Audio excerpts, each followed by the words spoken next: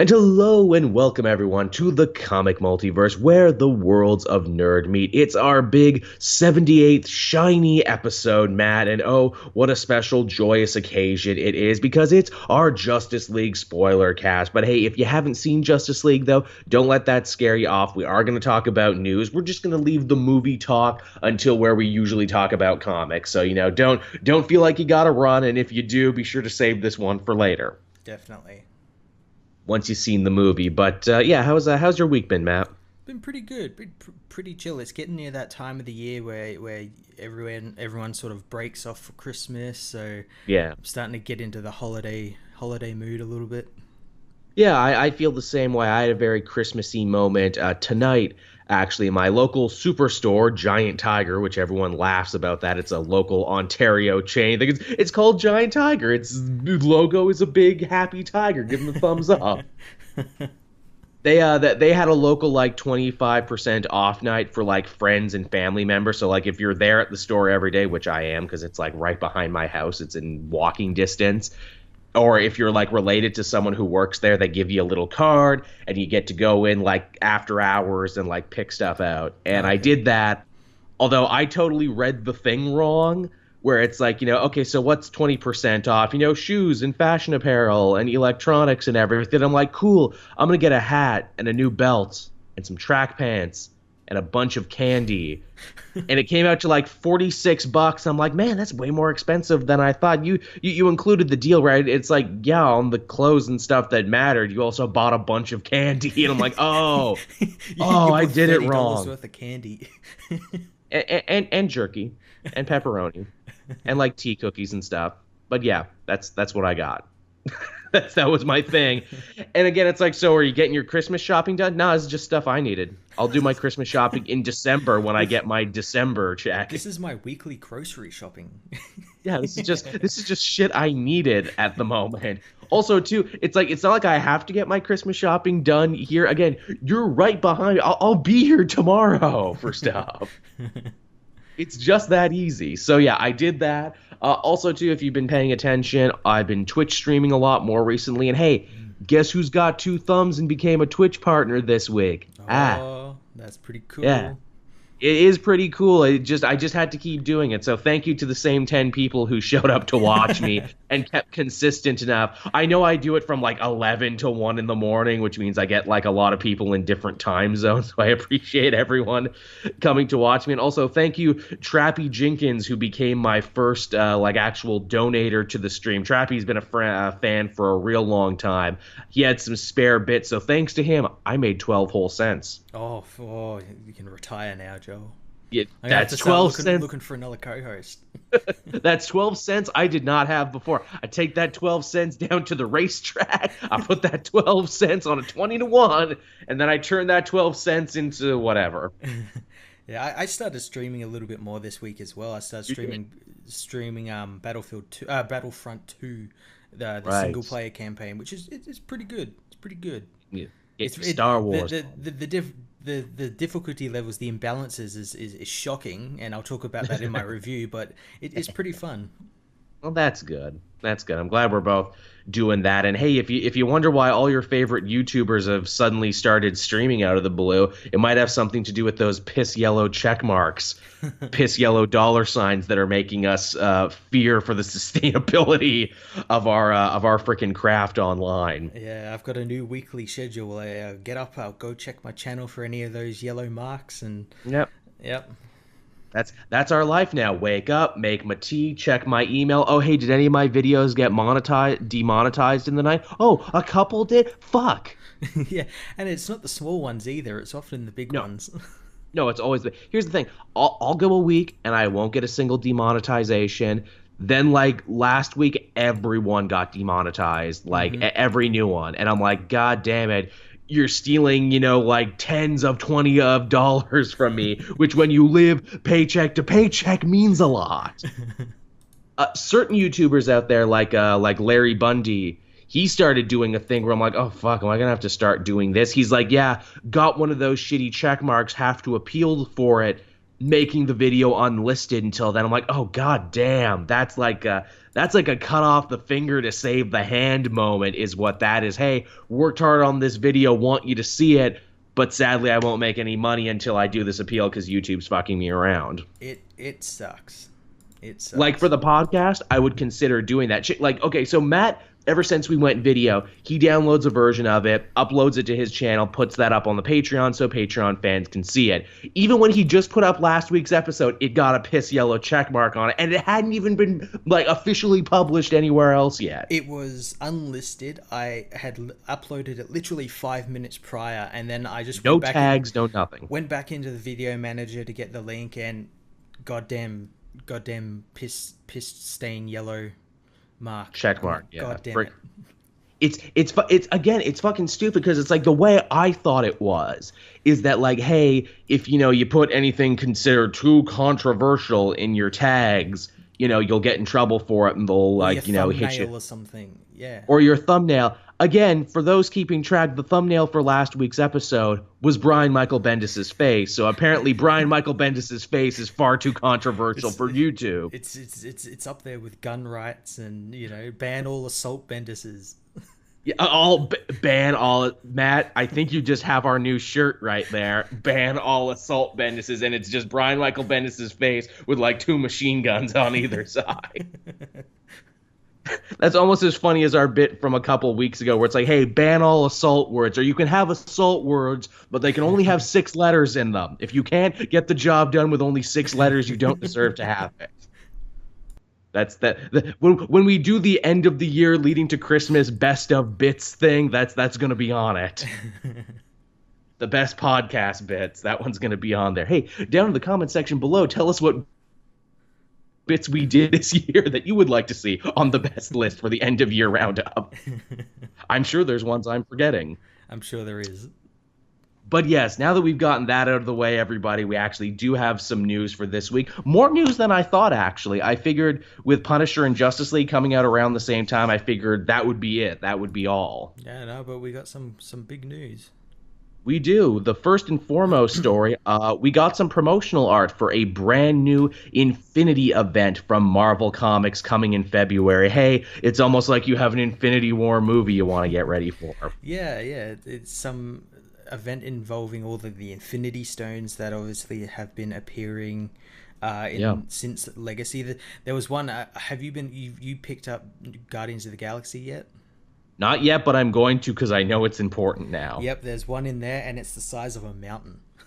Oh, shit. So they are playing with the idea of stones and gems. Good, I like that. Yeah. We also see on this very same cover Wolverine, the returned Wolverine, holding whatever stone he had at the end of Marvel Legacy. Carol is there, too. I haven't been reading the Captain Marvel book, but apparently, yeah, she also found one, too, just recently. Yep. Yeah. So it looks like we're going to have to jump on and start reading Captain Marvel now by the signs. Which, hey, I liked Captain Marvel during the Kelly Sue DeConnick years. I just kind of fell off. And I kind of have like a conspiracy theory in the back of my head that G. Willow Wilson is going to take over that book soon. So I've just been sitting with my fingers crossed like any day now when she takes over, I'm going to start reading. Yeah, it's going to happen. It's going to start happening. But, yeah, I mean, that's cool. We knew they were going to do something like this despite their whole, hey, no new events for 18 months. Yeah, this is the big event. Marvel, you have a problem. You have a serious event problem. We need an intervention for you right now. Do you wonder, like, maybe this was meant to come out like a little bit down the line, but they pulled it up because of the whole Bendis news? Possibly. Was this the last thing he worked on? They didn't say who's writing it. Yeah, it could they can now cash in on that. It's the last Marvel story by Brian Michael Bendis. That does kind of write itself, and it's like, well, I read the last Marvel event from him, Civil War II, and I didn't like it. That's not a good selling point, but all right. Fair enough. We'll actually be talking a little bit about that down the line as well. But hey, the news didn't end there. We got a brand new miniseries coming from Marvel too, and this one caught my eye for a number of reasons. It's called Doctor Strange Damnation. It's going to be a mini penned by the new Doctor Strange writer Donny Cates, but also Nick Spencer in his first work back at Marvel since the end of Secret Empire. Yeah, this is going to be interesting.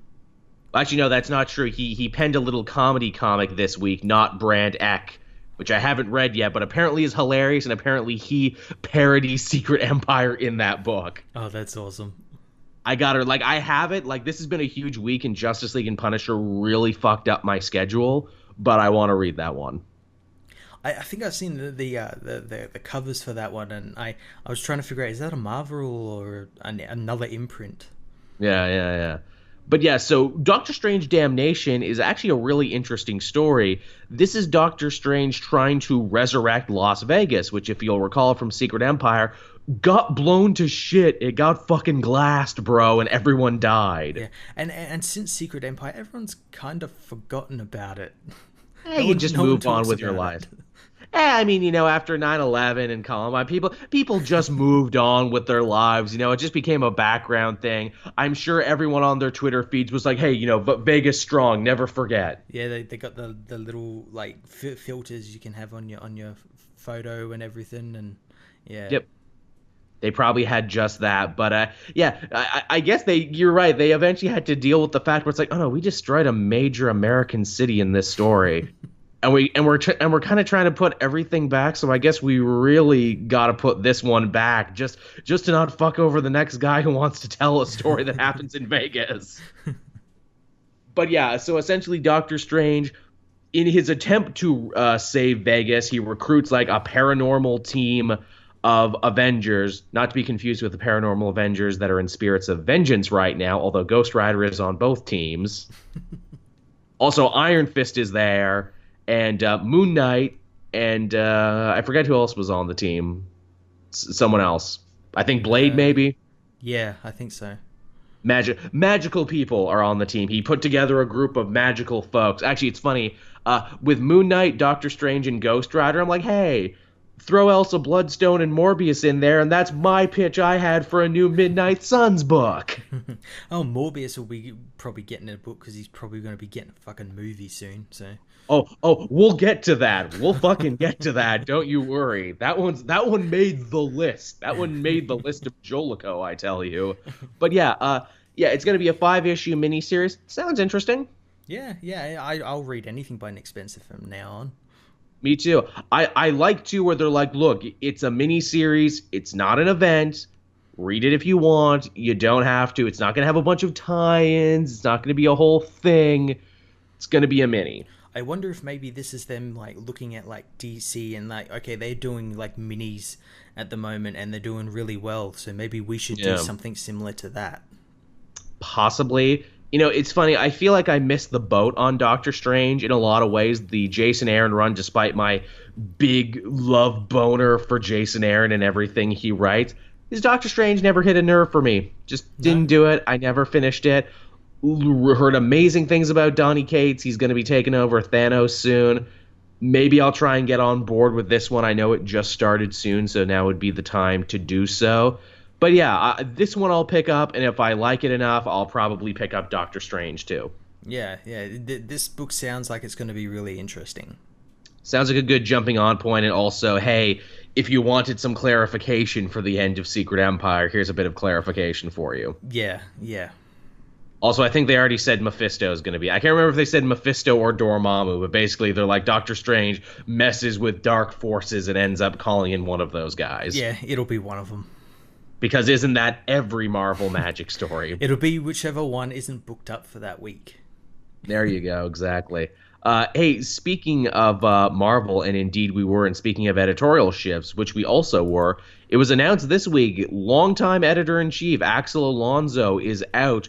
New editor-in-chief Cebulski, thank you. Cebulski is in. He is now the new editor-in-chief at Marvel. This came out of nowhere. This was pretty shocking, actually, and it also kind of confirms a lot of conspiracy theories that we've held online, that perhaps one of the big reasons behind Bendis' leaving is that there was an editor-in-chief job coming up and he didn't get it. Yeah, or he wasn't offered it or anything. The timing on this couldn't be more suspect, and this more or less confirms that was the case. Definitely. Which, hey, I will say about CB over here, he might not have written a lot of stuff you've known, but he's had his fingers in a lot of pies, and the dude has a really great track record online. In fact, I think I talked to him back when we were working at Comic Book Cast. I forget under what circumstances. I think I reviewed a book positively that he worked on. He's like, hey, thanks for it. And I'm like, oh, no need to thank me, man. He's also made great inroads recently in the last couple of years trying to grow the Marvel brand into Asian markets, especially China. Mm-hmm. Yep. So he's a very worldly individual. Apparently, he also did tours at the Marvel offices. Like, if you were an up-and-coming writer, he would, like, tour you around the office, and I think that's really cool. Yeah, he just sounds like a really nice guy.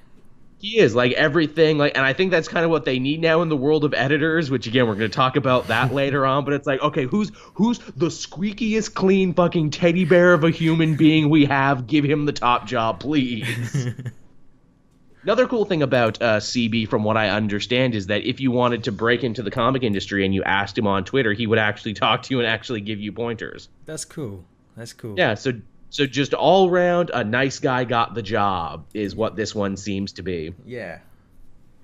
One can only wonder what his editorial style will be, especially with a lot of the rumors coming in from Marvel at the moment that many of the writers and editors feel that their hands are tied from on high in external forces at the moment. You got to wonder how he's going to deal with it. I know a lot of people are asking, like, oh, do you think he's better? Do you think he's going to bring some new ideas? And the only answer I can give right now is I think he'll be less tired than Alonso. I think from everything we've heard that a lot of people just got very tired very quickly. Yeah, I think that's it goes back to like them doing like event after event after event and just wearing people down. And yeah, everyone was starting to feel the burn of that. And I think this is a good direction for Marvel at the moment. Yeah, I mean, fresh blood was needed on high. I would maybe like to see it go a little higher. But hey, all the power in the world to CB. He seems like a cool dude. I can't wait to see what the CB era of editorial looks like. Definitely. Now, from the world of comics to the world of movies, Fox is deciding to make a multiple man movie starring James Franco for some reason. About time. The most popular character in Marvel is finally getting his movie. Everyone's favorite X-Men, Jamie Madrox, the Multiple Man, on the big screen the way you've always wanted. Christmas came early this year, Matt. Oh no, we're going to have like multiple James Francos on screen at once. I don't think anyone can handle multiple James Francos at once. Some people can't even handle one James Franco, and I like James Franco. As long as he does his Tommy Wiseau impression while playing Jamie Madrox. Yes, that's what it needs. If we're gonna see multiple James Franco, he needs to each multiple man needs to be a different character he's played. Oh hi Mark, I'm Tommy Wiseau, and then the other one will be like his Spider-Man 3 character. Pie. Yeah, then another one will be that one where he was like a rapper or something. That movie. Spring Breakers. Spring Breakers. One needs to be alien. It's like, hey man, I got to everything. And then the other one is his character from Pineapple Express. Oh yeah, where he's just stoned all the. It's a cross joint, man. Ooh, and then you need to get like 127 hours where one guy is just trapped under a rock the whole movie and jerks off at one point. Man, I was against this movie. Now I'm all about this movie. Why multiple man? Of all characters. Hey, we own the rights to him, and apparently James Franco wants to be in a superhero movie, and he's interested, so we're going to do this. Whatever. I bet that's exactly what this is. Like, James Franco came to them and was like, hey, I want to be in one of them superhero movies, and Marvel said, no, what do you got for me? I like to think it was like him and Seth Rogen were just like sitting around getting stoned, and they're like, dude, we're like so famous at the moment. Let's go to like Fox Marvel and just say like we want to do multiple man, and they'll give it to us. I can imagine them like, hey man, let's call Fox and see what they'll let us do. Oh, they said yes. What? Oh fuck! Now we gotta do shit. It's like, yeah, Seth, you're doing really good right now with like The Boys and The Preacher and everything. I want a project like this for myself. How about multiple men? I imagine they had like the X-Men encyclopedia open and they just threw a dart at one of it. Yep. And they're like, hey, let's do that then. Now, hey, this for all we know, this could be another Logan Deadpool level success because Definitely. it feels like we talked shit about those movies until we actually saw them. Like that kind even Gifted too. It's like, man, we talked a lot of shit about these Fox X-Men related properties until we saw them. I'm like, oh, this was actually pretty good. Yeah, it's going to be interesting. I don't know a lot about Multiple Man. I don't think anyone really does. But you could probably make like a good like crime film out of it, like a heist Yeah. film or something. He's there. He's a very smart character, so you could play like the genius side of him. You could get like Yeah, some good laughs over just the fact of like, hey, what would you do if you could be in a dozen places at once? definitely, definitely. He's always been a player in the X-Men universe. There's a lot of stuff you could draw on for him. He's not like unknown. Mm-hmm. You won't have to make up a bunch. He's not like Steppenwolf or something. Yeah, yeah, we'll get to that.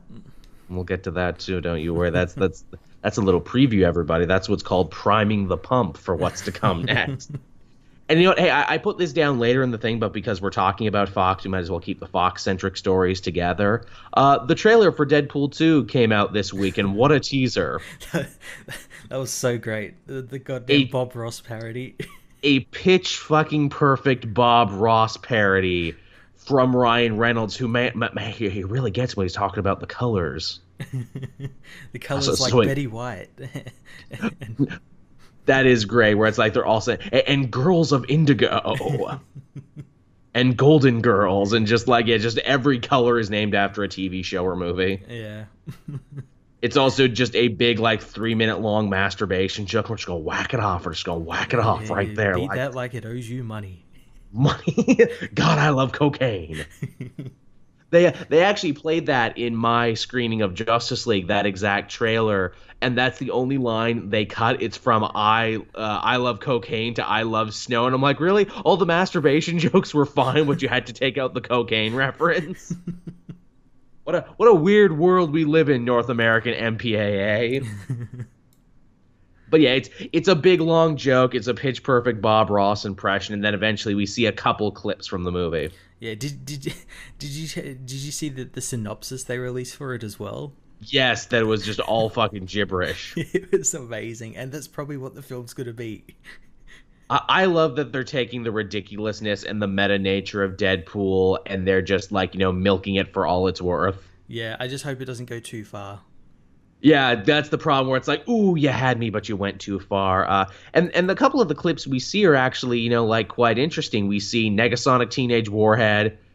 She's grown her hair out now and has probably one of the best looking X-Men student costumes ever with the black and yellow. Yeah, I bet Bryan Singer is like kicking himself for making a joke about yellow spandex. It works. Yeah, apparently every other director, Brian, can do yellow spandex just fine. Apparently you're the weirdo with the hang-up. Yeah, who'd prefer leather or whatever Yeah. those costumes that were in X-Men Apocalypse. Yeah, whatever the hell that was about. We get a couple of flashes there of Cable. Some of the smaller characters come back. Al is back in the movie. The cab driver is back in the movie, too. So it basically seems to be, hey, everything you liked about the first one, but now there's more of it. Yeah, yeah. Which, time will tell if that's a good thing or a bad thing. I know we were kind of apprehensive about it because it's like, oh, they lost not only the director, but one of the biggest driving forces behind getting the whole thing made. That doesn't bode well. No, it doesn't. But they got one of the John Wick guys to do it. They did, so if nothing else, the action will be friggin' awesome. Yeah. So that's always good. And moving on from there to more, I can't believe they're actually talking about making this news. We alluded to it before, but Sony wants to grow their Amazing Spider-Man universe even further with a Morbius movie. Yeah, another movie of Marvel's biggest character that everyone wants a movie of. Morbius the living vampire. What's he doing? What's his journey? What are his dreams? It's gonna be they're gonna cut it down. It's gonna be, you know what it is? They saw New Mutants trailer. Hey, people like them horror comics now. Like, we'll do that because we have Mobius. Yeah, who do we own? Morbius. He's a vampire, right? Well, technically he's a living vampire. Shut up, you had me at vampire. Yeah, are vampires cool again? Are they cool? I don't know. It's like, well, this will be in development forever, so by the time we get it out, it might be. So let's just run with this. Look, the only way I'll be okay with a Morbius movie is if they do him exactly like he was in Spider-Man the Animated. It says, oh, Felicia, plasma, oh, I've got suckers on my hands, oh. I just want him to be a whiny weirdo is what I want. That's all I want from that movie. Oh, no. Michael Morbius, I just can't catch a break. Whackety schmackety do. I hope he has a horrible, like, Euro trash haircut. That's all I want from that. Yeah, just get Tommy Wiseau to play him. You know, he looks like a vampire, so you're basically halfway there. You've got James Franco already. Just lend him over to Sony and have him play Tommy Wiseau playing Mobius, because everyone thought Tommy Wiseau was a vampire. That's true. Friggin' man, James Franco, he's getting all the work, man. He's Morbius and he's the Multiple Man at the same time. Shit. The Multiple Man news was to throw off people's scent to the Mobius. That's what it was. It was a false flag operation to hide you from the truth, and that is they're launching the James Franco cinematic universe now. Where he plays every character. Yeah, it's like the Dark Universe, but with James Franco. And probably more successful. And probably more successful. Hey, let's pour a 40 out on the curb for the Dark Universe, or not, because who cared?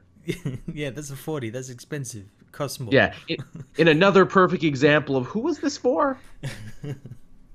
Like, you gotta love Hollywood. Like, you must really get insulated as a big Hollywood executive and the people with the power and the clout to make these movies, where it's just like, okay, what do people really want? Well, they love shared universes. They love colorful characters. Hey, we own these Universal monsters, right? So let's make a movie with Tom Cruise and nobody. And yeah, I mean, that'll just write itself, right? Yeah, he can fight Russell Crowe, who gets a little bit angry, but that's it. And then yeah, he'll fight a woman and then kill her and then become the Mummy himself. It's a deep story, man. Hey, you know, and then I imagine some like poor little underpaid intern is like, well, actually, sir, you know, we kind of tried to do a shared monster universe once before with that Dracula Uprising movie. Shut the fuck up. Get out. That movie didn't exist. That didn't happen. But it totally did, though. In fact, we dropped a lot of weird references. Like, that was supposed to be the start of a dark universe. Oddly enough, that film was the better one. Oh, Jesus Christ. That's rough. You know what the best thing about Dracula Untold is, or Dracula Uprising, or whatever the fuck it was called, is that when I interviewed David Kay many years ago, he's like a famous voice actor. He's from the same town as me.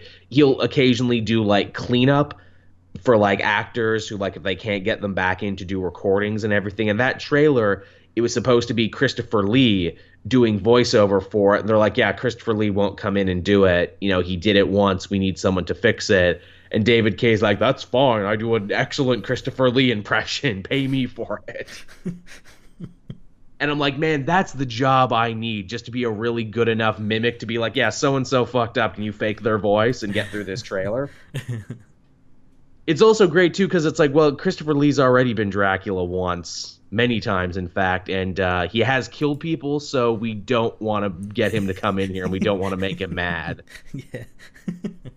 Can you just do it? We're all just terrified of Christopher Lee. He's like 80 years old. He sings in a metal band. He killed people in World War II. Yeah, let's not fucking piss him off. Yeah, let's not make this man angry, because he will just like punch us in the throat. But yeah, Morbius, everybody. Yeah, the movie everyone's looking forward to. Whackety schmackety vampires. It'll be a thing. Hey, so moving on to more comic book news, this time in the realm of DC. Wonder Woman and Batman to star in a brand new Brave and the Bold miniseries from Greg Rucka. Cool.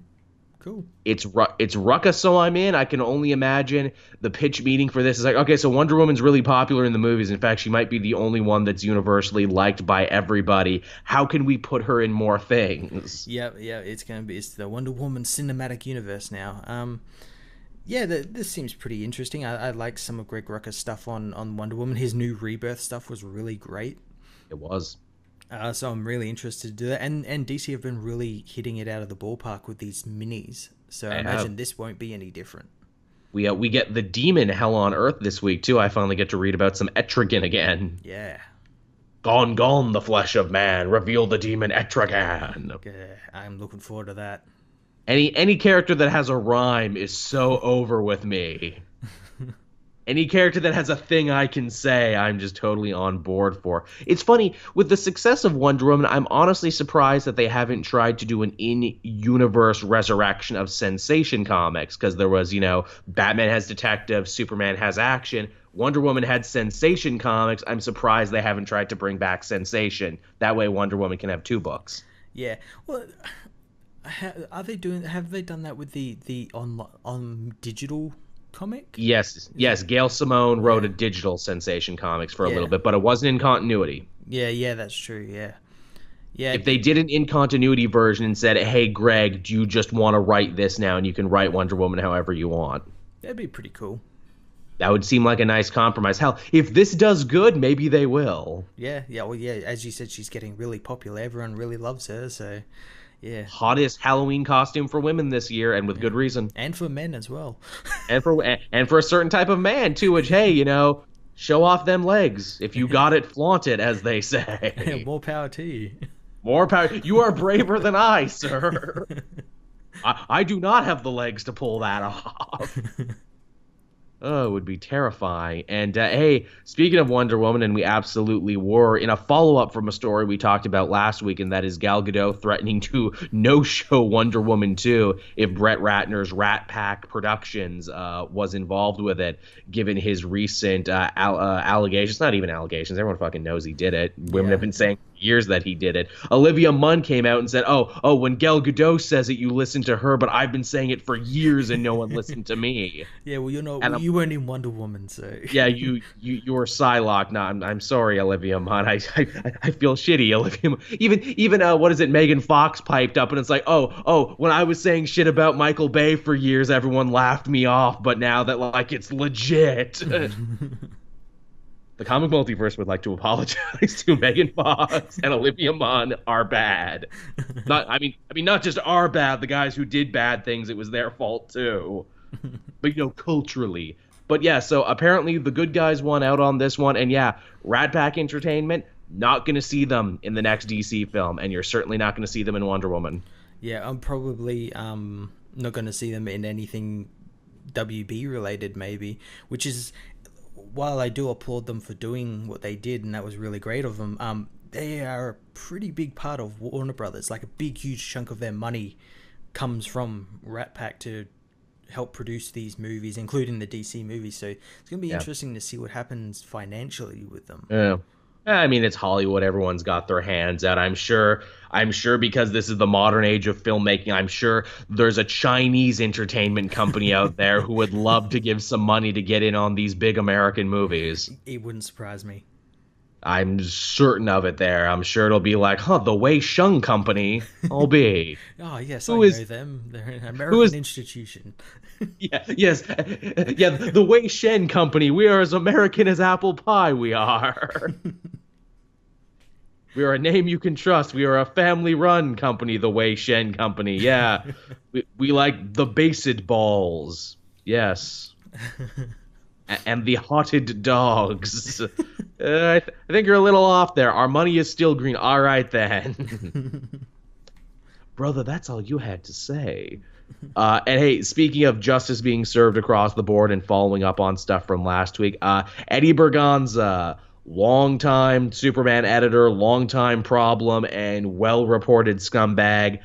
Last week he was on leave. This week he's officially been fired. Yeah. Well, as I said when the news broke, has he been fired, or has he been quote-unquote fired? They seem to be saying he's fired, but again, that's not to say he can't pop up in any of these other imprints that they're doing. I mean, he probably won't, not right away, because that'll be a PR nightmare. Mm-hmm. But as I've said before, as long as Bob Harris is in power at DC, which he does, don't be shocked if his buddy, shows up somewhere. Yeah. Yeah, but now there is an opening, and they just hired someone named Brian Michael Bendis. Say what? What? So yeah, him getting the editorial of the Superman books would be kind of interesting. That would be crazy because he seems to want an editorial job. And again, I don't know a lot about the inner workings of comic book companies. I mean, I probably know more than most average Joes, but I'm guessing an editor job is probably a steadier paycheck and you don't have to, like, keep meeting deadlines as a writer. Yeah. Or if, like, he either doesn't want that job or he has another job lined up for him, give it to Peter Tomasi. Yeah. Oh, yeah, definitely. Oh, I would love to see Tomasi edit on Superman. Of course, that might create a bit of, what do they call it, conflict of interest because he's writing 2 Superman family books at the moment. It's like, well, yeah, obviously everything I say is good and goes, and it's fine. You've got too much power now, Peter. You have to stop. In the words of Kanye, one man should have all that power. The clock's ticking. I just count the hour. Power corrupts, man. It sure does. Yeah, I really do wonder what's like, okay, well, who's going to be the new editor now in Superman? Yeah, and that also means that, because when we talked about when the allegations first came out a couple of weeks ago, women didn't want to work for him on the Superman books, which means now we have the possibility of getting some really great female writers on the books. Come on, Gail Simone. Come on, Gail Simone. Come on back. Now, see, I think that's one of the reasons Gail Simone never came back, but I think there's other reasons Gail Simone doesn't come back to DC as well. Yeah, but it's going to be interesting to see what happens now. Yeah, although that's not entirely true because she's writing that Wonder Woman Conan crossover right now, so there's always hope. Yeah, that's true. That's like digital. That's like the backroom DC stuff. Yeah. Well, here's the thing. As I've said before, DC Digital, like your Injustices and everything that you like, completely different office. Completely separate. It's completely its own thing, which is both a blessing and a curse because that's probably why Injustice was allowed to be as good as it was during one of the shakier periods of DC Comics because it was other people handling it. Yep, totally. With much more oversight, and it probably didn't hurt too. Hey, these comics are shorter and come out more frequently, so they're easier to edit. Yeah, just a thought. Just a thought. And with that, everyone, we're done the news for this week. Way more than I thought there was going to be. Definitely, yeah.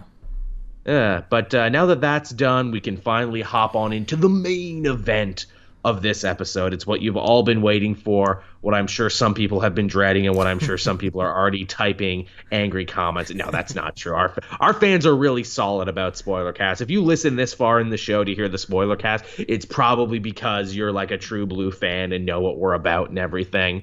And you probably know what we're about to say. That too. If you want to sling shit, you wouldn't have listened this far, and you wouldn't have listened to all the new stuff. But yeah, Justice League. I'll just come right out and say it. Didn't hate it only because I didn't feel anything very strong for it at all. Yeah, no, I went into the movie knowing it was probably going to be subpar, and when it was, I was like, well, that happened. It's like a cracker is what it is. I'm like, oh, yeah, this is food. This is technically food. It doesn't taste of anything.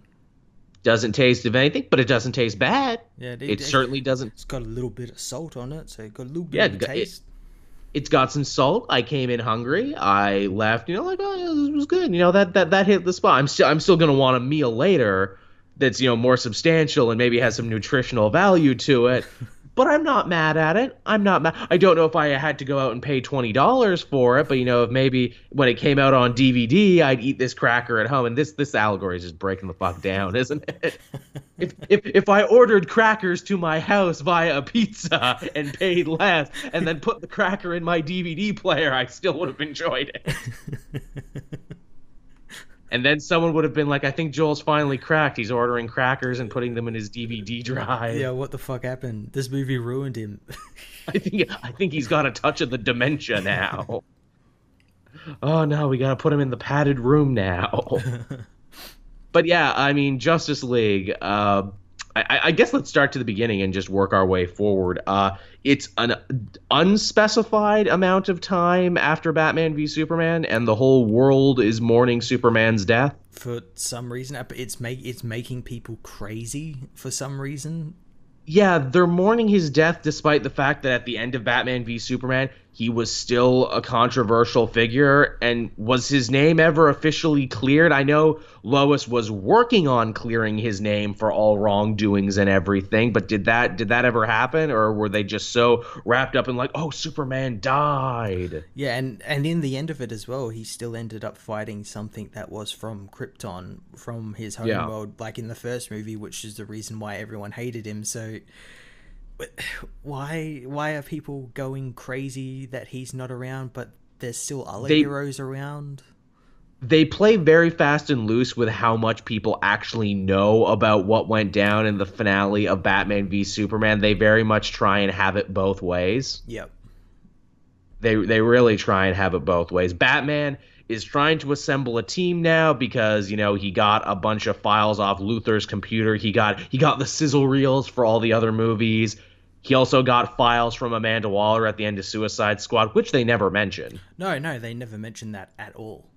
So much for a stinger when they don't bother to mention it. It's like, yeah, and he got the files for the Justice League from Amanda Waller, but he also got them from Lex Luthor, too. Yeah, he got the exact same files. Yeah, the literally exact same stuff.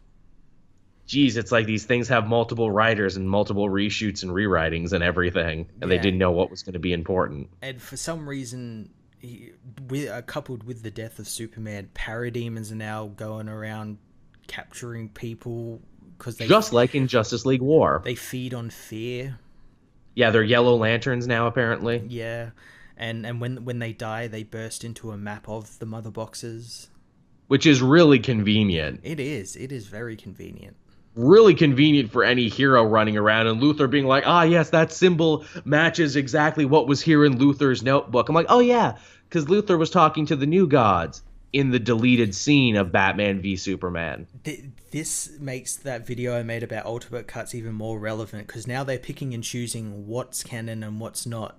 So out of the two cuts, there's stuff in one cut that's canon with the extended cut, which is canon with this, but other stuff isn't.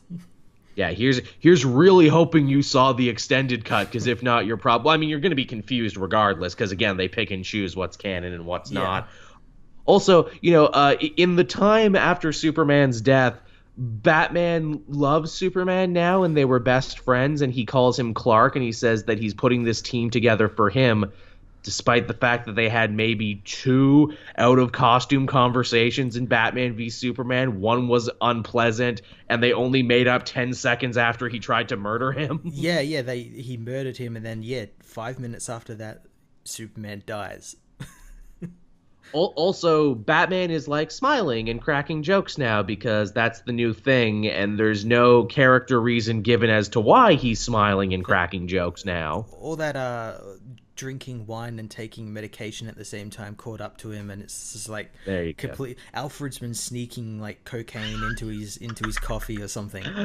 No, he's been sneaking antidepressants into his food is what he's been doing. Man, that's what they need in the Ultimate Cut. The reason everyone is suddenly happy now for no reason is that Alfred has been slowly drugging them with happy pills.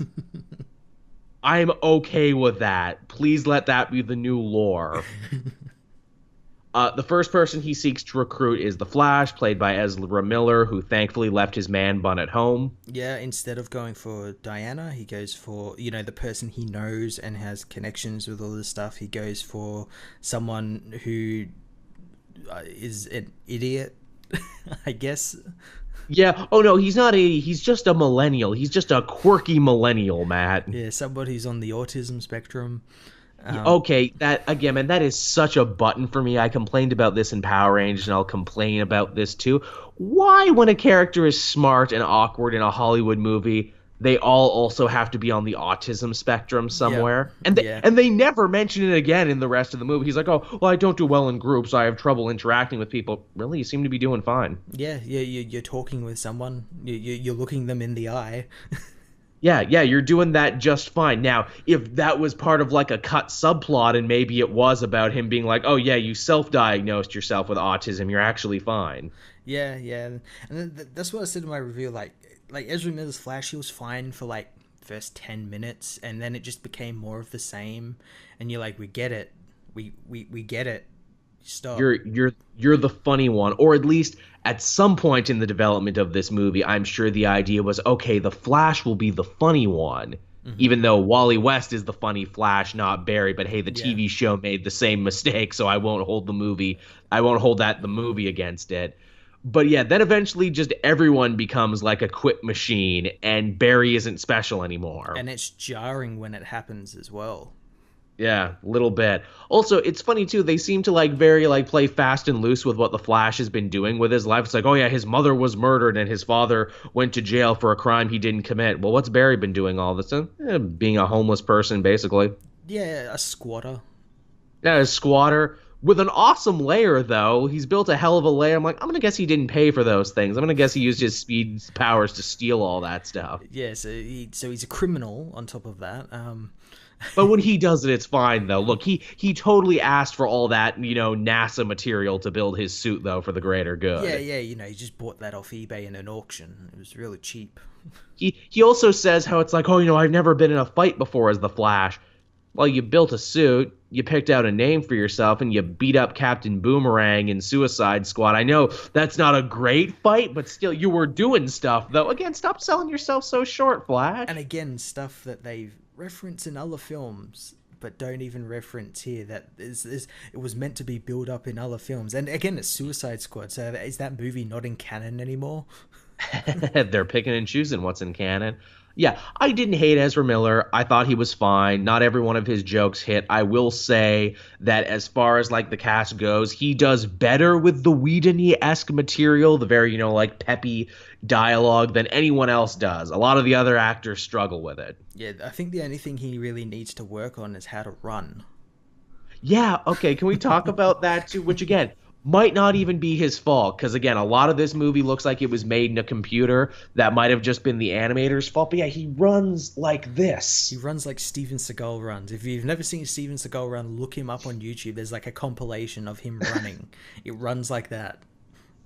Which again, who moves their arms like this when they run? I don't know.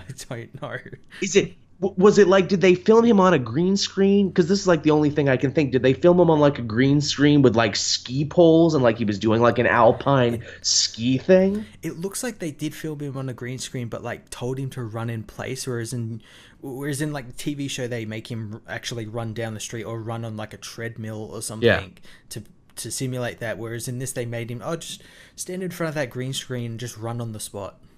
It just run. Also, too, the Speed Force in the movie is just so volatile. It's like exploding everywhere and leaving lightning. Man, it's extreme. It's so hardcore, man.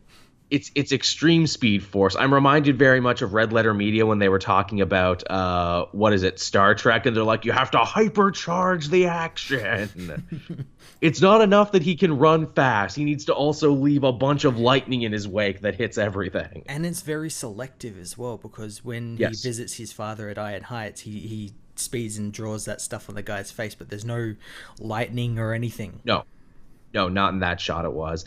Because that was probably a reshoot. Yeah.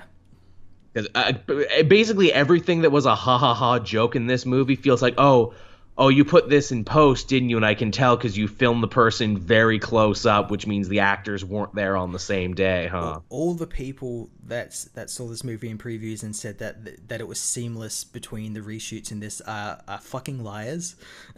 There is markers you can use to show that's a reshoot. That's a reshoot. That's half a reshoot. You know it's a reshoot because no one ever talks face to face for huge chunks of this movie. Like Silas Stone when he was talking to the janitor, it's like, "Oh hi, Mr. Janitor." Reverse shot. We clearly weren't here on the same day. Also, the background is really blurry because we probably superimposed him here, and that's to create the effect of a blur. But it's because they weren't standing there. There's like other stuff like there's a scene in, I think it was the Batcave, where they're talking and then it cuts to Bruce going in and taking off his armor and stuff, and then Wonder Woman comes in and she's suddenly got this massive red tablecloth around her. And I asked people on Twitter, and apparently that was mainly probably to hide Gal Gadot's pregnancy. And I'm like, because it just happens, just next shot she's in this big tablecloth. Yeah. My favorite moment of clearly a reshoot is when they're all standing together on the steps of that building confronting Superman who's come back to life, and they all have like a pithy one-liner to deflect how scared they are. But again, they're standing in a straight line, but they don't talk to each other, to the person directly It's a next to them, like, close-up. yeah, like a normal person would do. It's a straight up close up on Jason Momoa's face as he says his line directly to the audience, and I'm like, oh yeah, I guess they couldn't have gotten you all back on the same day, huh? And in costume, so you had to say that joke directly to the audience, huh? Yep. Yep. That's sad. That joke probably would have hit better too if you had everyone together. Yeah, if you actually saw who was standing next to them and Yeah, gave a reaction.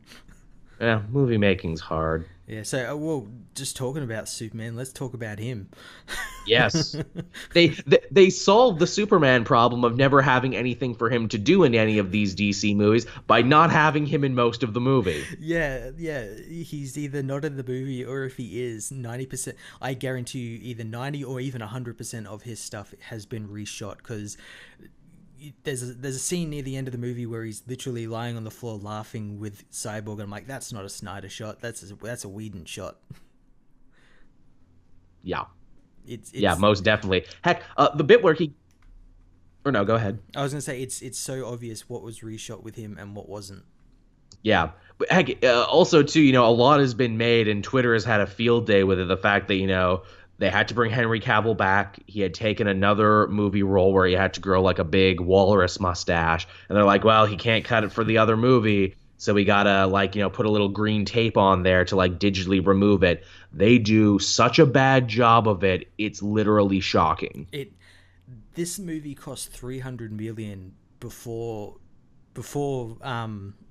marketing, and Yeah.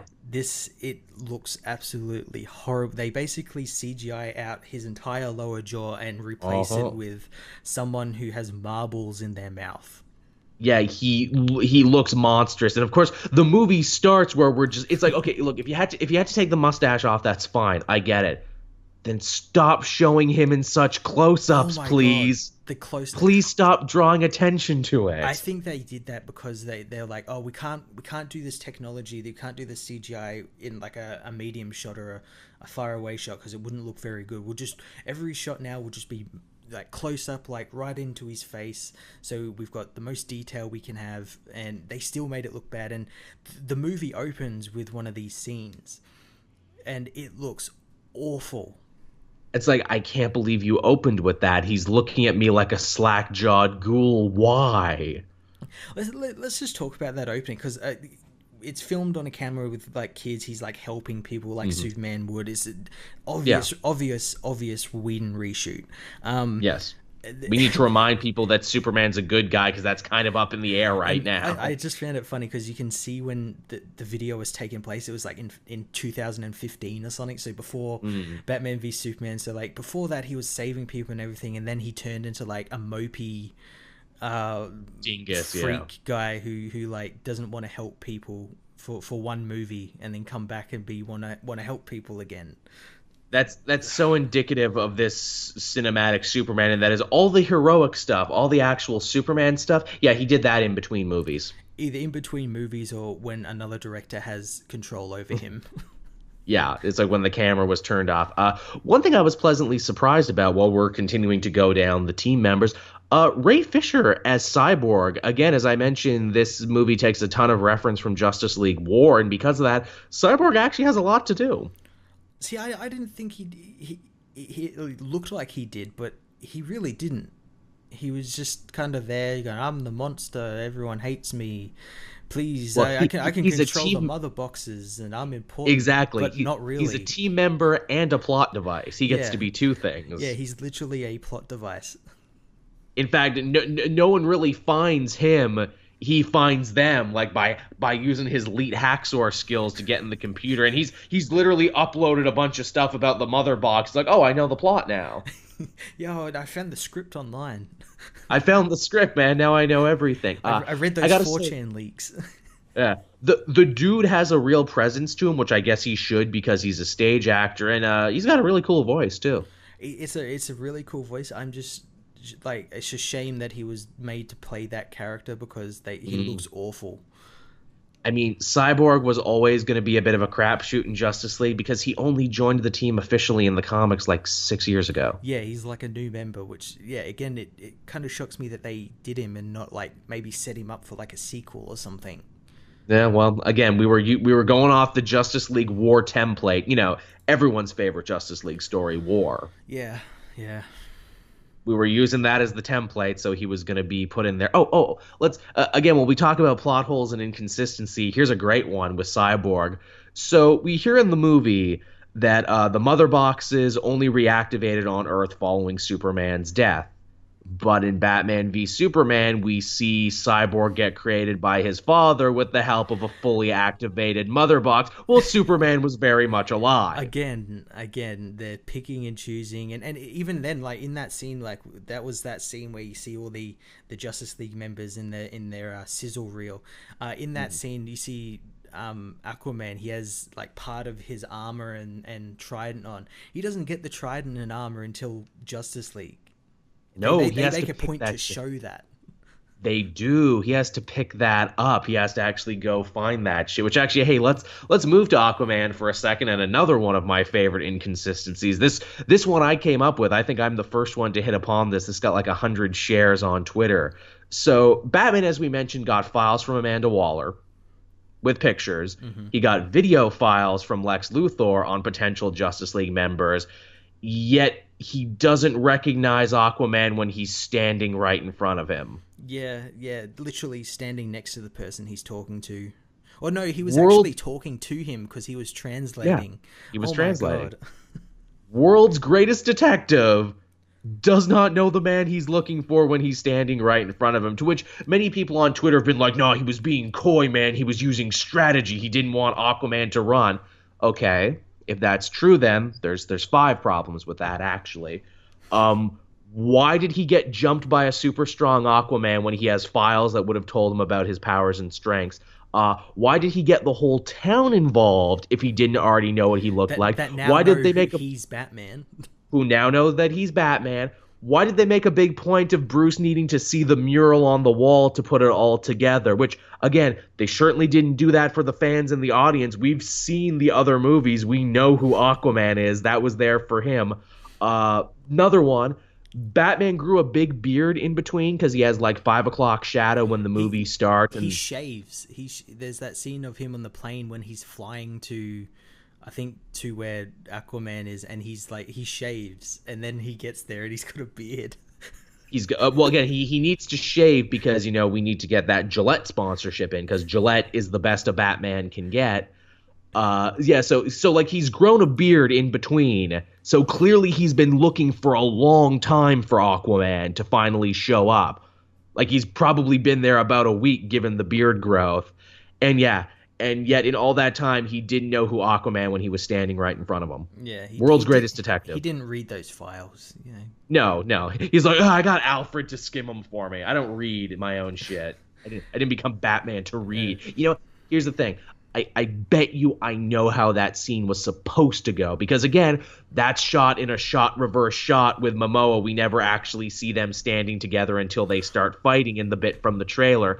I bet how it was supposed to go was Batman talks to the town. He's been there for a bit. Maybe even the movie was supposed to open with this and the shave came later to imply that he'd been out there for a while. Then, they don't tell him. And then Aquaman comes striding in and they get into their fight from the trailer. Possibly, yeah. Yeah, maybe that scene with him rescuing that fisherman and then drinking that whiskey like the badass he is and throwing it was meant to be sort of all be in the same scene. I get the feeling that scene was heavily rejiggered. I bet it was supposed to come much earlier in the movie. But again, we need a joke here because Aquaman has a joke. They actually have a pretty funny exchange where it's like, he knows what they're saying, but he doesn't.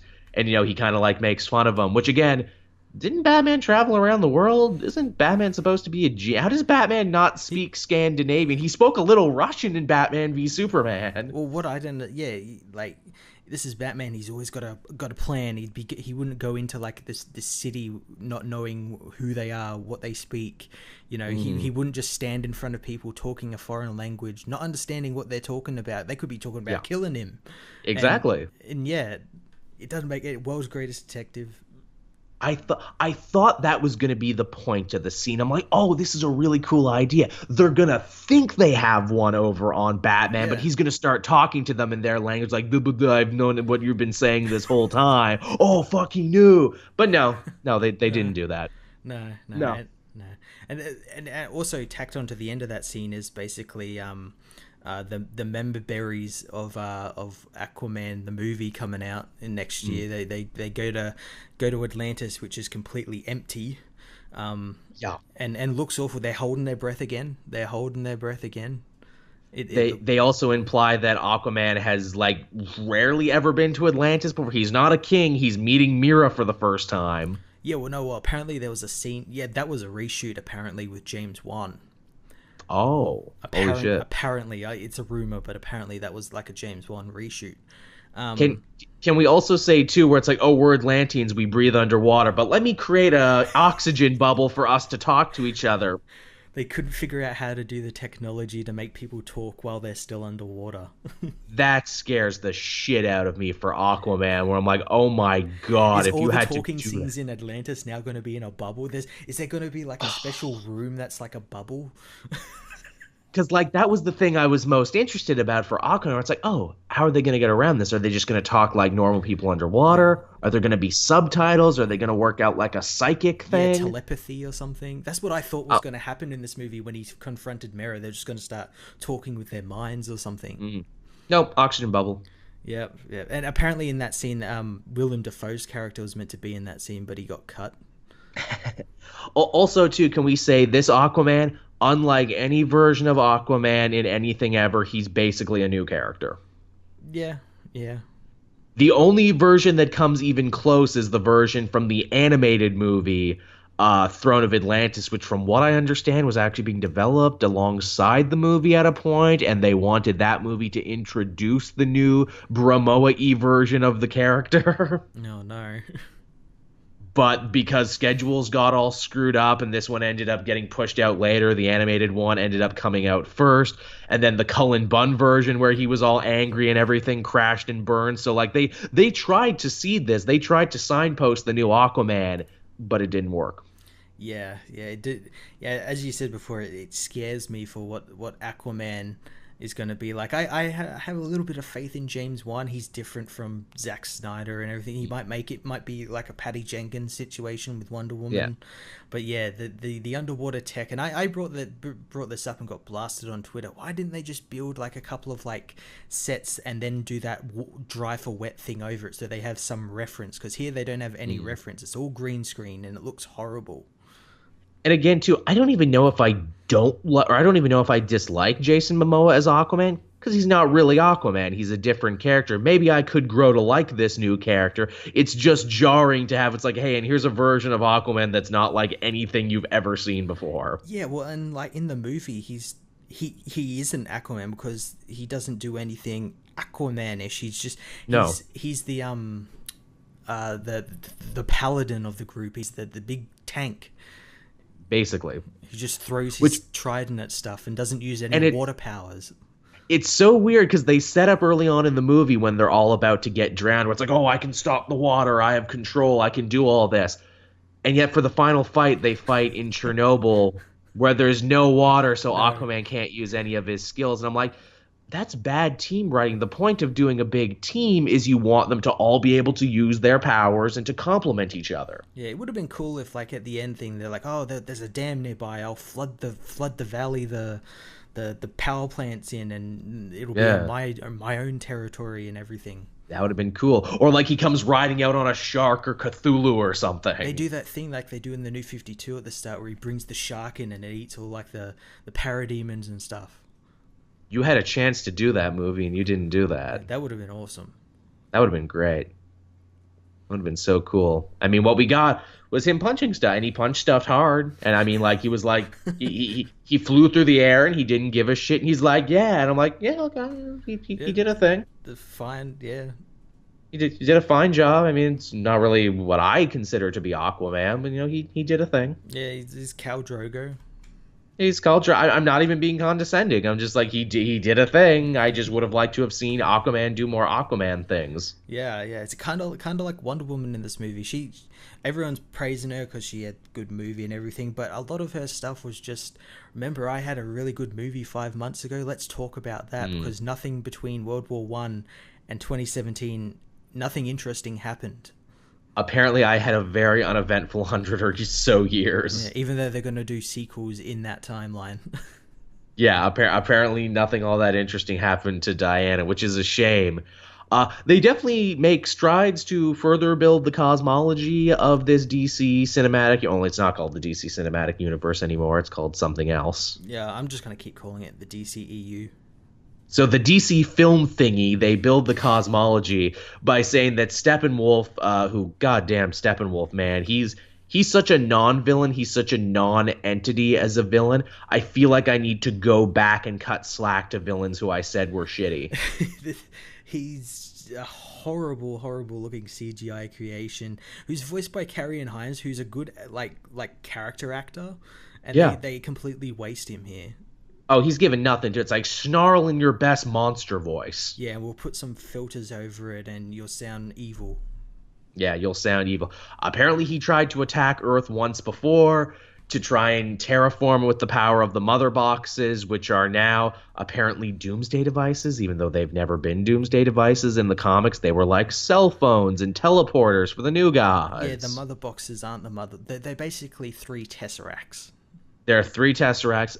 Also, they're the one ring of power from Lord of the Rings, because one was gifted to the kingdom of Atlanteans, one was gifted to the kingdom of the Amazons, and one was gifted to the tribes of humanity.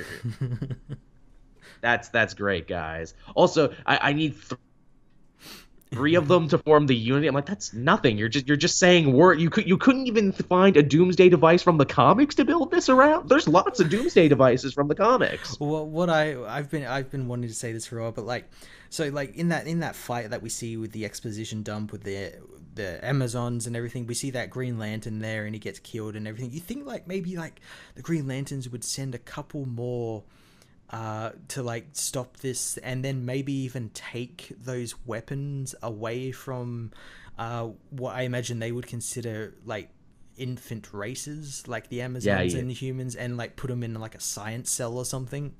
You fucked up, Lantern Corps. You really dropped the ball on Earth, because that's the thing where it's like, okay, so there was a Green Lantern of Earth sector and he died. Then his ring assumedly went to someone else.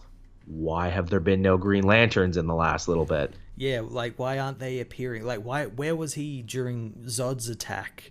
Where was he during Doomsday? Where was he during the Enchantress? Also, too, we have who is clearly Shazam, or supposed to be their Shazam level character, so they're already planting seeds for Shazam. I think that was meant to be Zeus.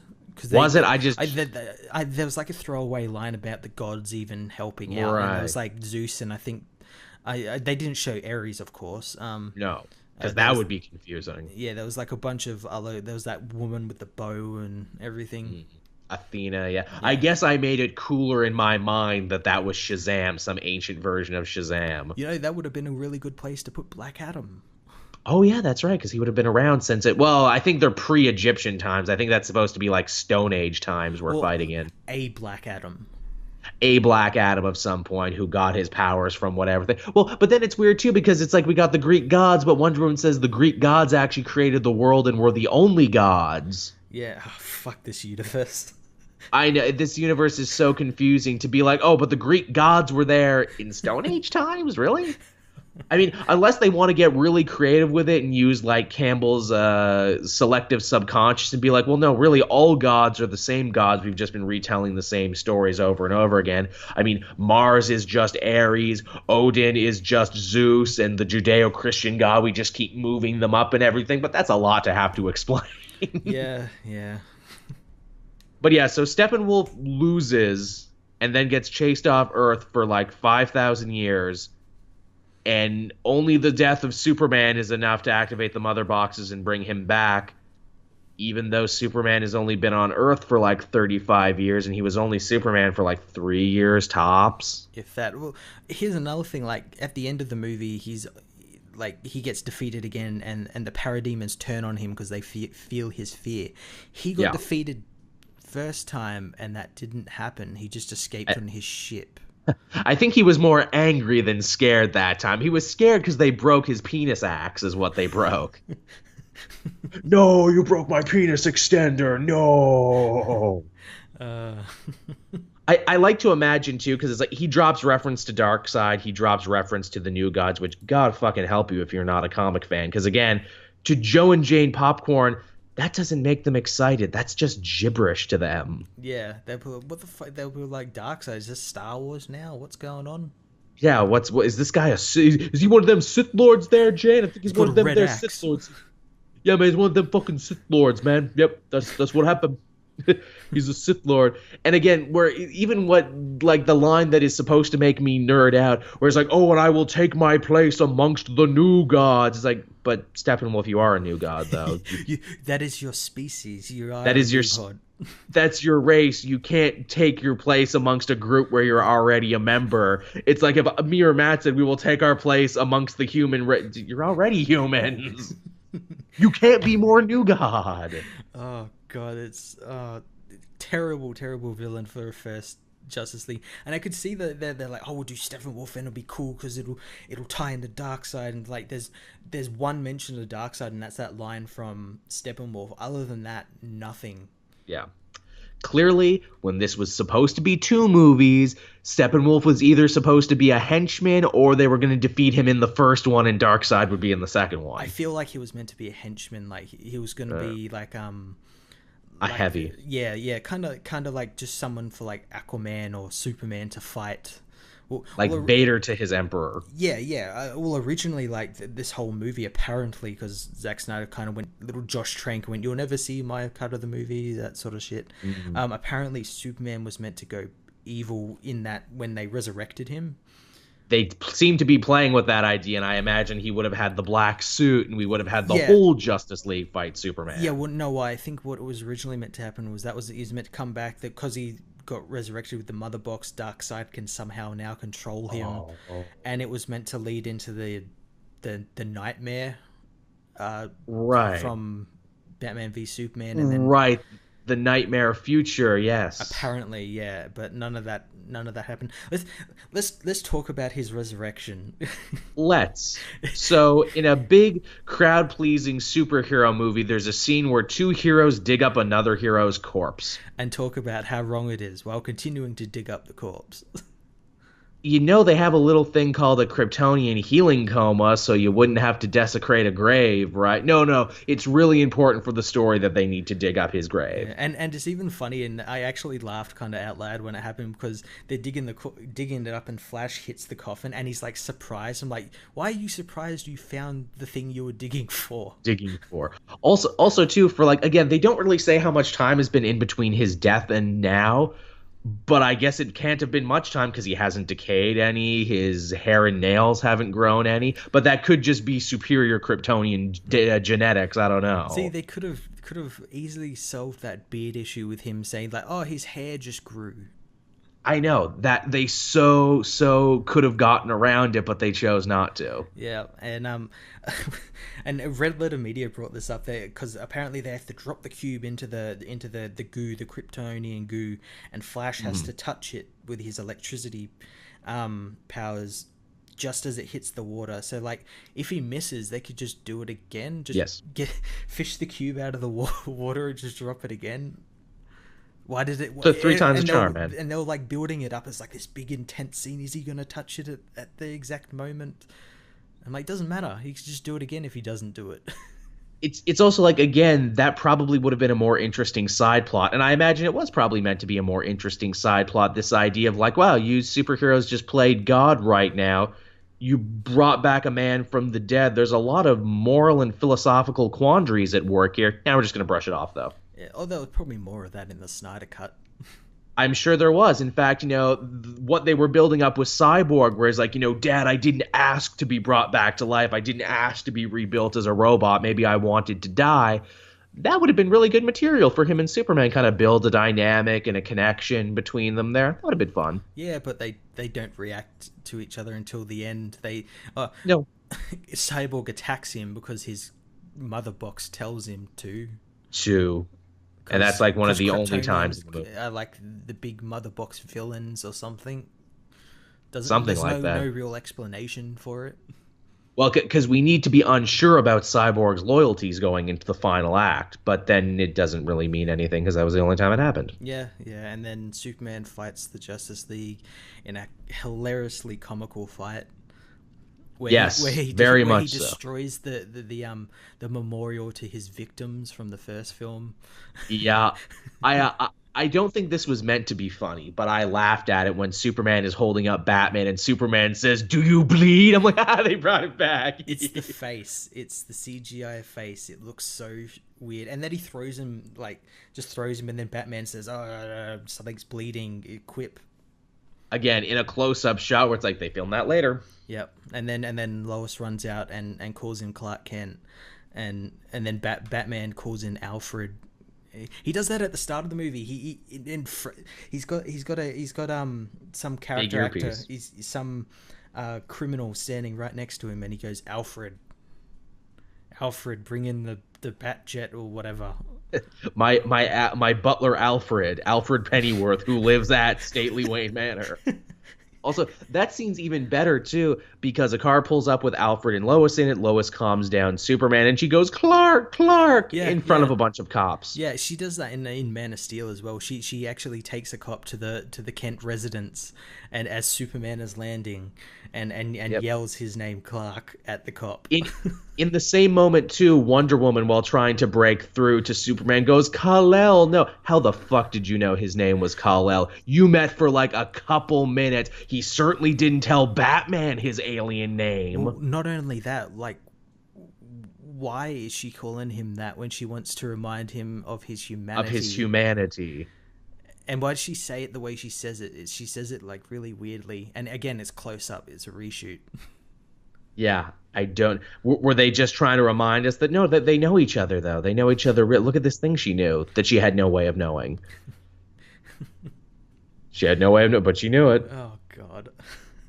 Also, too, it's like, again, she says that in front of the cops, Clark. Then when they pull back in the scene, there's no car with Alfred there. Yeah. They were never there. There's so much trickery in this movie where it's like it kept taking me out of it, and I'm sure some people will say like, "Oh, you guys just couldn't get lost in the movie." No, I couldn't. I felt bad that I couldn't get lost in it because stuff like that kept happening. Yeah, and it doesn't help that the movie like just keeps going like scene, just cut.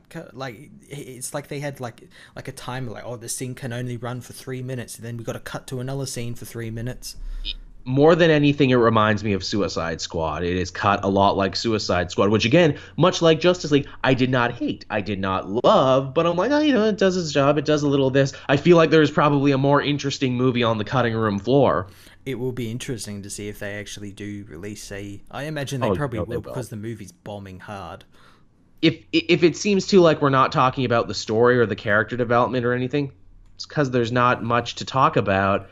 This is probably one of the most empty superhero movies they've done. It feels like there was meant to be themes, there was meant to be an underlining story, but they cut out anything that wasn't an action scene, a hero shot, or a catchphrase. And again, it would have worked if they had solo movies for each of the main heroes, and maybe like you probably didn't need to do a Cyborg film. You could probably get his story off in a Justice League film, but like a Superman, because he's got the most like actual hooks into the story. Yeah, a Superman, Batman, a Wonder Woman, maybe a Flash and Aquaman movie. You do all them before you do the team up film, and then you can get straight into it, and you're like, oh, I know all these characters. I've had a 2.5 hour movie with them before. I know what they're about. Now, judging it solely as just as like a collection of images and sounds and everything, yeah, it's cool to see them in costume. Yeah, it's cool to see them fight side by side. I don't think any of the fights are as cool as the solo Batman fight from Batman v Superman. For all the problems that movie had, that was a really good action scene. Yeah, the action scenes in here are kind of strange. They are. Again, they feel artificial. Yeah, and again, it's that thing that it was all filmed on a green screen, and with the reshoots, it was obviously filmed where actors weren't in the same room as one another, so they couldn't react off each other. The fight with Superman is the best one, which is funny because he's probably not in there the longest, but because it's like I actually feel like, there's some skin on skin contact happening. Yeah, I know. Yeah, I know what you mean. There's something I can actually grab onto where it's like, okay, like this is actually happening. This is for real. Everything else is like, this feels like a video game. Yeah, well, like that last fight, I think like when they're fighting all Steppenwolf, it's like Wonder Woman attacks it and then she gets thrown off screen, and then we cut to like Aquaman attacking it again. It's like no one was there on the same day. They were all just fighting some guy in green spandex across a week probably, and then they all cut it together. Which is not what you want to do when you're building a team movie. It's all about coming together and, fighting as one and complementing each other's styles and everything. Yeah, which is ironically like the tagline for this movie, "Come Together" or something. Which it's Come Together because over the credits they do a terrible cover of Come Together. Let's talk about the music. They don't use any of the, like they open the movie with the Leonard Cohen song. Which is everybody knows. Yeah, which it's like, man, why use a cover when the guy just died recently? What was wrong with the original version? Yeah, well, that's the thing. This movie was weird about death because they compared like Superman with Prince and Bowie, and I think that's kind of disrespectful in a way, because especially with the paper, it was like, oh, they went back to their home planets. Yeah. It also very much dates the movie to when that scene was added in. Which wasn't that long ago. So they were working up to it at least right up until Prince and Bowie died. Yep. So they were doing that. What else was there? Aquaman gets probably the weirdest musical interlude. Just out of nowhere, we get a slightly remixed version of the White Stripes' Icky Thump. Because when I think of Aquaman, King of the Seven Seas, King of Atlantis, I think Icky Thump. That was so weird. I'm like, wait, so he doesn't get like an orchestral piece? No. Like maybe like a Viking-ish sort of underwater theme. Sea shanty. No. We would White Stripes. He's hardcore. Not even a song about water or anything into it. He gets Icky Thump, which, I mean, I guess if we break it down, if you listen to the lyrics of Icky Thump, it talks about going to meet a redheaded woman and drinking, which he did both. He drank and then he went to go meet the redheaded Mira. So the song told you things that were going to happen. Yeah, but it doesn't fit. And it's so on the nose, too, if that's the case. You know why I did it? Because they used it in the Comic-Con trailer, and that riff is fucking so sick. Yeah, that's all the and of course Aquaman is sick. He's a cool character, man. He's a cooler character than we've ever had before, Aquaman. If we get him to work, the whole thing works. That lasso bit was funny too, though. I'll admit I laughed pretty good at the lasso joke, but then I was reminded, they did that better in the animated Wonder Woman movie when it was Steve Trevor who was standing on it. Yeah, I always thought like the lasso had to kind of be round you just stand on it. Like it had to be around a piece of your body. I think in the animated Wonder Woman 1 too, he was standing on. I think it's just if you make contact with it. Yeah. But yeah, the music is kind of forgettable. It's Danny Elfman, which is really surprising. But apparently I think like yesterday he came out and said he had like a couple of weeks to do the music. And in saying that, it's not bad for what it is. No. But again, it's perfectly adequate like the rest of the movie, but unforgettable. Forgettable. It's forgettable, but I like it more than the Hans Zimmer Junkie XL drums and shit. Like I agree. You tell people like what's Hans Zimmer and Junkie XL's Batman theme. That you can't hum it or anything, but you can hum Danny Elfman's theme. Oh, yeah, it's true. Which again, they recycle a bunch of themes in this one. They use some chords from Batman and Batman the Animated Series, and even John Williams Superman gets a couple bars in there. Yeah, while he's trying to brutally murder the Justice League. Yep, he doesn't though, which again is something I never thought I would actually give credit for in this DC Cinematic Universe's favor. The heroes don't murder anyone in this one. Yeah, well, it kind of felt like a Whedon thing, where because again he made Superman, and it was plainly obvious it was him that did that. He even starts talking like Christopher Reeves. Hey, Lois, how you doing? Yeah, that scene at the farm where he's laughing and hugging his mum. That's like Superman. And then at the end where he's laughing with Cyborg and everything. That's Superman. But once again, they don't explain how his character got there. And it would have been easy too to be like, oh, I was such a stick in the mud, I was such a sour grape, but death and coming back has, shown me that I'm gonna live every moment to its fullest. That's your arc, but we don't get it. No, we don't get that at all. That would have been so easy. That was a give me. That was a low-hanging fruit, and they didn't take it.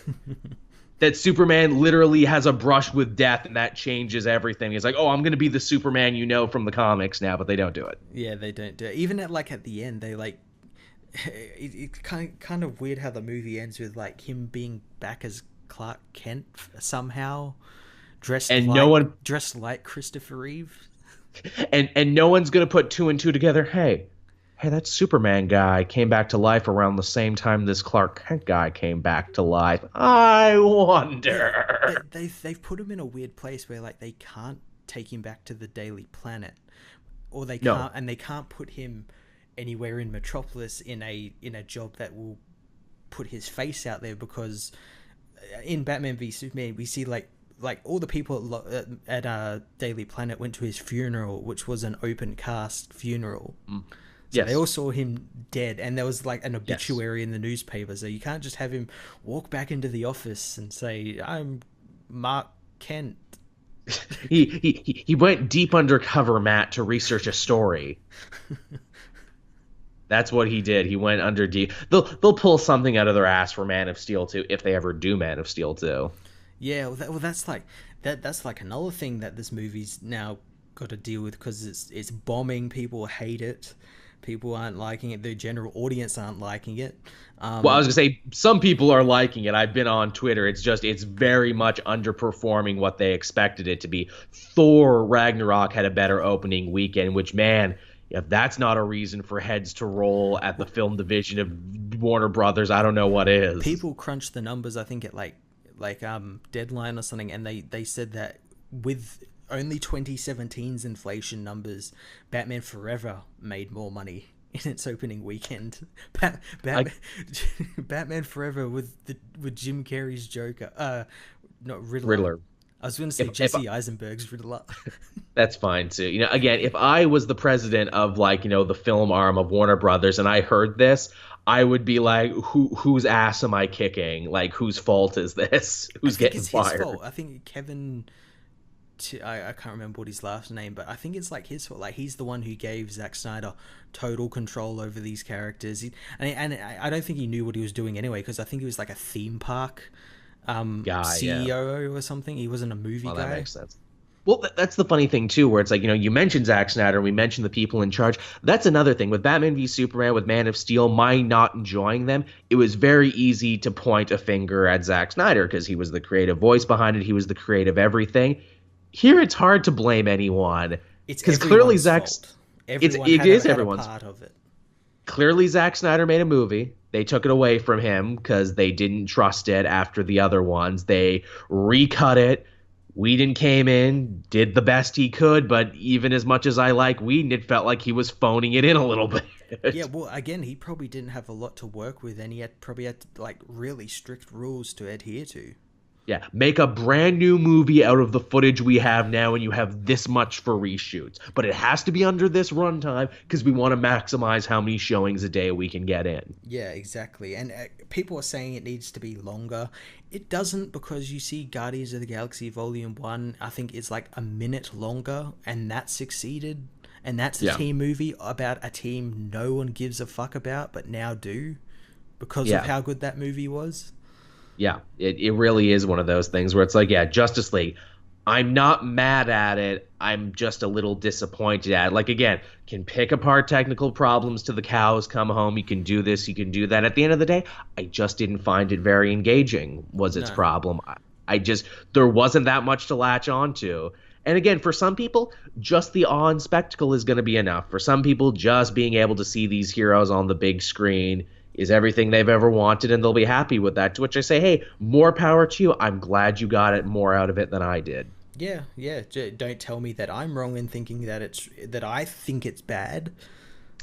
My favorite shitty comment was when I complained about the music choices, like reusing the old themes after 4 movies of being like, no, this ain't your daddy's DC universe. We're hip and new and fresh and edgy. But here's the old music though. Please like us. Yeah, I got one about you can't judge a movie by its CGI, and I said, well, considering that, you know, one of its characters is completely CGI and the other one is covered in CGI and the movie is covered in CGI, I think it's pretty fair that I can judge a movie by its CGI. Also, I don't know if you knew this, but film is what we call a visual medium. What you see is like 50% of your grade. That's like saying, well, you can't judge a book by the paper it's printed on.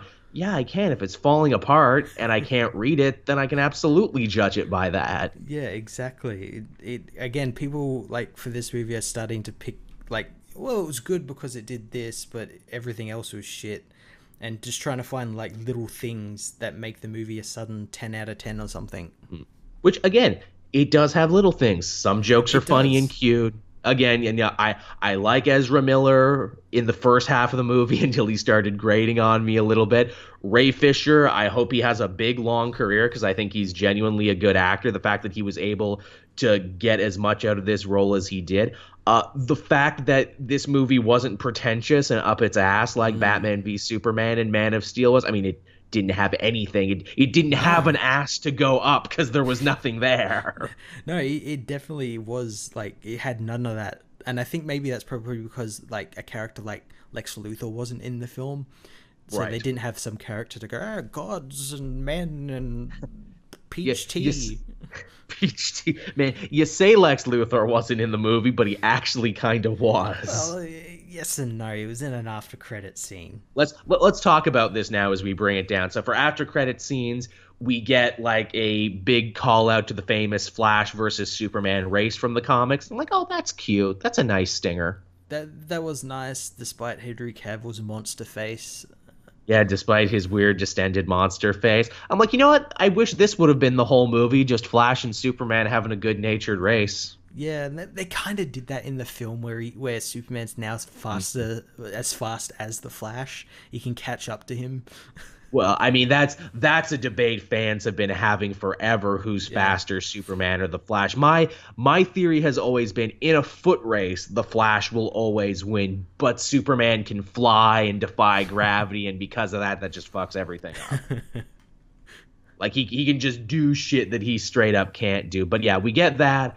And then the other stinger scene is, oh, holy shit, Joe Manganiello shows up as Deathstroke. They had that costume and they were ready to use it for something. They had it, and it looked weird. It looked weird when he was walking up those stairs. Like, it wasn't a real character. It was like a CGI character. It was like, or he's like, he couldn't see shit in the mask, and he was like slowly walking up the stairs so he couldn't trip over anything, and he looked weird with like the old man makeup they kind of put on him. It might have just been the white hair, but he looked good. The costume looked good and everything, but the weird white hair, like, I know obviously that's part of his character of Slade, but it looked weird on Joe. Manganiello. I don't know why we keep fucking up this poor man's name. Joe M. Joey M from the Bronx. We love that guy. But yeah, it's him and it's Luthor with his hair off and everything, implying that, oh, we're going to be building an Injustice League. And I'm like, that's great for the sequel that you may never get now. Yeah, and the one thing I take offense with is that suddenly Luthor is now Gene Hackman's Lex Luthor. He wears like Gene Hackman suits. Yep. And I'm like, you never wore anything like, you dressed like Mark Zuckerberg in your last movie. Like, why are you suddenly now dressing like this guy? It's also funny too, because I'm like, okay, what members can we expect for the Injustice League? Zod, nope, he's dead. Doomsday, nope, also dead. The Enchantress and Incubate, nope, they're dead too. Ares, God of what? Nope, also dead. KG Beast, oh no, Batman blew him up. Crap, so I guess it's just Deathstroke and Luthor now. They better hurry and get some new villains for this team. Do you reckon like that they'll like somehow do a reactionary thing with that, where it's like, instead of the Injustice League, it's just got to be Suicide Squad members? I mean, they could do. They're the only villains they haven't killed yet. Well, they're not really villains, are they? They keep saying they're No. villains, but they've done nothing that's really villainous. No, they were, in most of the cases, they were justified in what they did. Oh, man. So what we're saying is we're really excited for Suicide Squad 2. Is what we're. If you take nothing else from this Justice League review, we can't wait for Suicide Squad 2. If that even happens. If that even happens now, again, Monday morning, there's going to be some chats. Some people are going to be called into the boss's office. Yeah. And chats will be had about the future. And with this movie not doing as well as I imagine we're probably going to be getting news about a new Batman soon. Yes. Hasn't Matt Reeves met with Jake Gyllenhaal, or there's like rumors or something? That's the rumor. Gyllenhaal for Batman. To which, you know what? Don't care. Just, get someone who won't leave after 2.5 movies. Don't get someone who fluctuates weight during a movie like he did in just this movie. Yeah, instead of like Spot the Wig from Fantastic Four, it's Spot the Weight Gain. Yeah, and it's noticeable. It's a little noticeable, which I feel horrible saying as a chubby man myself, where it's like, oh, I'm sorry I wasn't as swole as I was like, a year and a half ago when we filmed this. I had divorce and a rehab stint in between then. You didn't keep out your work schedule, bro.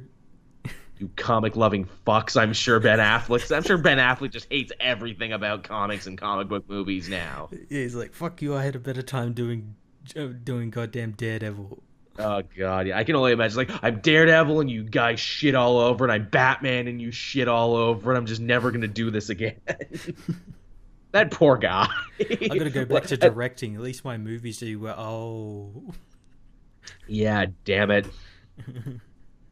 Again, as we said last week, being Batman should be the best job in the world. The fact that Affleck is so miserable he wants to leave says a lot about the state of the DC film thingy. Yep.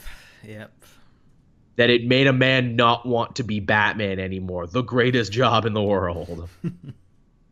And on that note, everyone, we've been talking for a fair amount of time now. In fact, we've been talking even longer because it'll probably be up by the time this came up. Matt and I did a Doomsday Clock kind of timeline brief, getting you up to speed on it. That probably came out Tuesday. This comes out Wednesday at 8 as always, unless you're a patron, in which case it comes out late Sunday night and you can listen to it before anybody else. Yes, and you'll be able to watch it as well since I do the Patreon videos not long after the audio goes up. Sure does. And remember, everyone, when you comment down in the comment section below this week, it's all fun, man. It's all just movies. We didn't hate it, man. It's all good. My inbox has enough death threats in it. It's fine. Yeah, hey, if you don't think my 5 out of 10 for Justice League is warranted, there's something wrong with you. I didn't even mention, the Amazons getting their costume changed. That made some people go crazy in the comment section when I dared to insinuate that the costumes were clearly different and that's a problem. Not even because for any women's issue. I mean, that's a big problem, yes, but my issue comes from the fact that aren't the Amazonians supposed to be a timeless race of people who have never changed weapons or tactics or anything, that they always wear the same stuff, and yet suddenly out of nowhere they start wearing midriff armor? Yeah. And not just in the flashbacks, too. Like in Hippolyta when she's trying to save the box, they clearly have midriff armor, too, for no reason. Yeah. So, there's that, too. Yeah. Now people are going to mention it. Now they're going to mention it because I just, oh, Joel, you did it again. Old Joel couldn't keep his mouth shut about the midriff armor. Oh, no. And on that note, everyone, I think we can finally bring this episode to an end. Thank you so much for watching. And as always, we'll be back again next week. Same comic multiverse time, same comic multiverse place. See ya.